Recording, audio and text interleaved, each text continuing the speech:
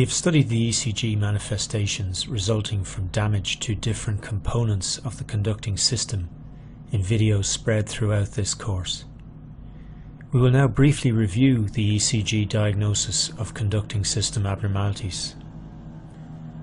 Damage to the AV node or diffuse damage to multiple components on the right and left sides of the intraventricular conducting system impairs the transmission of atrial depolarization into the ventricular myocardium, manifesting as AV block on the ECG. AV block may be first, second or third degree. Isolated damage to the main body of fibres in one of the branches of the bundle of His results in left or right bundle branch block on the ECG. The PR interval is normal as depolarization is initiated in good time on the unaffected side of the heart.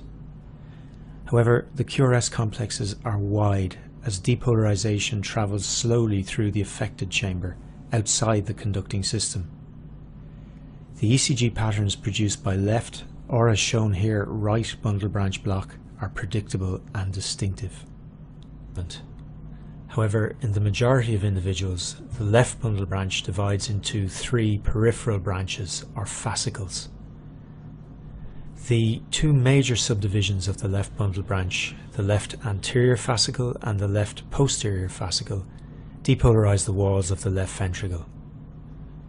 Because of extensive anastomoses between these systems within the walls of the left ventricle, when one of these major branches is damaged, the QRS complex duration remains within the normal range.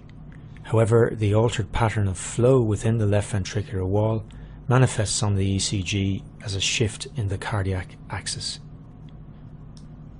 Left anterior fascicular block results in left axis deviation, while the more unusual left posterior fascicular block results in right axis deviation. As outlined in earlier videos, damage to components of the conducting system occurs secondary to many different pathologies. However, you will commonly encounter conducting system dysfunction in the setting of ischemic heart disease, and therefore it is worth knowing a little bit about the blood supply of the conducting tissues. As shown here, the AV node is usually supplied by a branch of the posterior descending artery, which is itself a branch of the right coronary artery in 90% of individuals. In clinical practice, AV node damage with first, second or third degree AV block is often a problem in inferior infarction or ischemia secondary to obstruction of the right coronary artery. The left anterior descending artery supplies the interventricular septum through septal branches. These vessels supply the right bundle branch, the main body of the left bundle branch and the left anterior fascicle of the left bundle branch.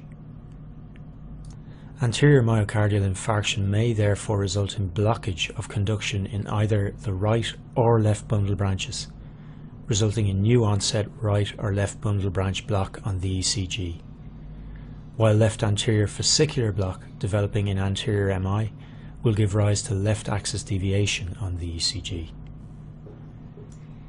In very extensive anterior infarction resulting from obstruction of the left anterior descending artery proximal to the origin of the septal branches, both the right and left side of the intraventricular conducting system may be damaged, resulting in AV block on the ECG, a very poor prognostic sign in anterior MI.